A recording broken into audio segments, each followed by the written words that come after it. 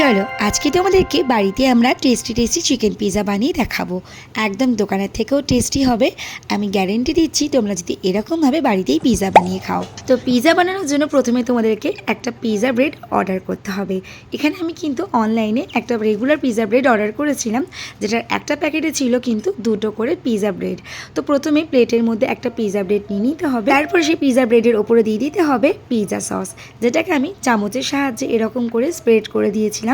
মাথায় রাখতে হবে সম্পূর্ণ পিৎজা ব্রেডের গায়ে মাখানো যাবে না, চারিদিকটা একটুখানি ফাঁকা রেখে দিতে হবে। আর এই পিৎজা টেস্টটাকে আরেকটু টেস্টফুল করার জন্য এখানে আমি দিয়ে দিয়েছিলাম একটুখানি টমেটো সস। এবার টমেটো সসের সাথে পিৎজা সসটাকে ভালো করে মাখিয়ে নিতে হবে ব্রেডের সাথে। এখানে পিৎজাতে আমি চিজ হিসেবে ব্যবহার করেছিলাম আমুলের চিজ, যেটা কিন্তু এরকম বক্সের মধ্যে এরকম ছোট ছোট কিউবে পাওয়া যায়। সম্পূর্ণ চিজগুলো কিন্তু আমি এরকম গ্রেটারের সাহায্যে এরকমভাবে গ্রেট করে নিয়েছি। এবার গ্রেট করে রাখা চিজগুলোকে সসের ওপর এরকম হাতের সাহায্যে সুন্দর করে ছড়িয়ে ছড়িয়ে দিয়ে নেব। এবার যেহেতু আমি চিকেন পিৎজা বানাচ্ছি, সেই জন্য তোমাদেরকে দেখিয়ে দিই আমি কিভাবে চিকেনটা রেডি করেছিলাম। প্রথমে চিকেনগুলোকে এরকম ছোটো ছোটো করে পিস করে ভালো করে ধুয়ে নিয়েছিলাম, তারপরে নুন আর কিছুটা সয়া সস দিয়ে কিছুক্ষণ রেখে তারপরে তার মধ্যে রসুন বাটা, পেঁয়াজ বাটা, আদা বাটা অল্প করে দিয়ে ভালো করে মাখিয়ে নিয়েছিলাম। তারপরে এখানে ওপর থেকে দিয়ে দিয়েছিলাম নুন, হলুদ, লঙ্কার গুঁড়ো, সামান্য পরিমাণে জিরের গুঁড়ো, তার উপর থেকে দিয়ে দিয়েছিলাম একটুখানি সস, চিলি ফ্লেক্স, অরিগানো আর সামান্য পরিমাণে গোলমরিচের গুঁড়ো। ব্যাস ভালো করে ম্যারিনেশন করে কড়ায় অল্প করে তেল দিয়ে এরকম করে কষিয়ে নিলেই রেডি কিন্তু চিকেন পিৎজার চিকেনগুলো। তো চলো এবার এখানে আমি চিকেনের পিসগুলোকে সুন্দর করে সাজিয়ে নিচ্ছি। চিকেনের পিসগুলোকে সাজানো হয়ে গেলে এবার ছড়িয়ে দিতে হবে ভেজিটেবলসগুলো। এখানে আমি লম্বা লম্বা শেপে সব ভেজিটেবলসগুলোকে কেটে রেখেছিলাম। এখানে দেখো আমি ব্যবহার করেছি ক্যাপসিকাম, পেঁয়াজ, টমেটো আর তার সাথে কিন্তু আমি সুইট কর্নও ইউজ করেছিলাম। কিন্তু প্রথমে যে দুটো পিৎজা আমি বানিয়েছি সেটারই ভিডিও তোমাদের সাথে শেয়ার করছি, এখানে কিন্তু আমি সুইট কর্ন দিইনি। তো দেখো আমাদের পিৎজা সাজানো কিন্তু রেডি। এবার মশলার পালা।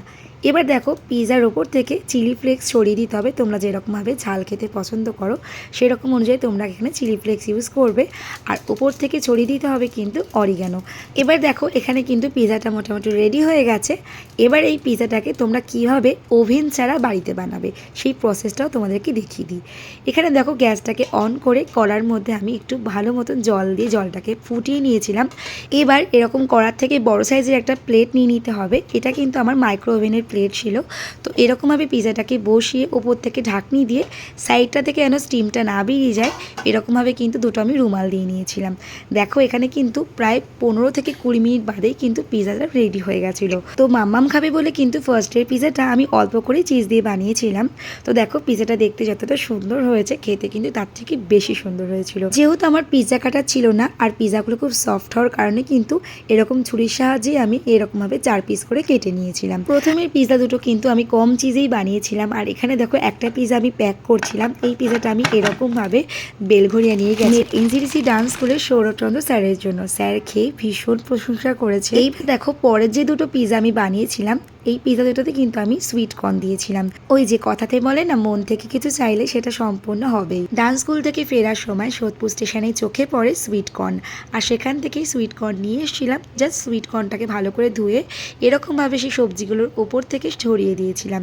আর বিশ্বাস করো লাস্টের পিৎজাটা কিন্তু আমি ভীষণভাবে চিজিভাবে বানিয়েছিলাম। আর দেখো এখানে গার্নিশিং কমপ্লিট, আর উপর থেকে চিলি ফ্লেক্স, অরিগানো দিয়ে এই পিৎজাটাকেও কিন্তু সেমভাবে বানিয়ে নিয়েছিলাম আমি গ্যাসে। তো দেখো এখানে কিন্তু আমি পিৎজাটাকে যেরকমভাবে প্লেটের মধ্যে বসিয়ে ঢাকনাটাকে দিয়ে দিয়েছিলাম। এবার ওপর থেকে এরকম দুটো ভিজে রুমাল আমি সুন্দর করে সাইড থেকে ঘুরিয়ে ঘুরিয়ে দিয়ে দেবো, যাতে সাইড থেকে স্টিমটা না বেরিয়ে যায়।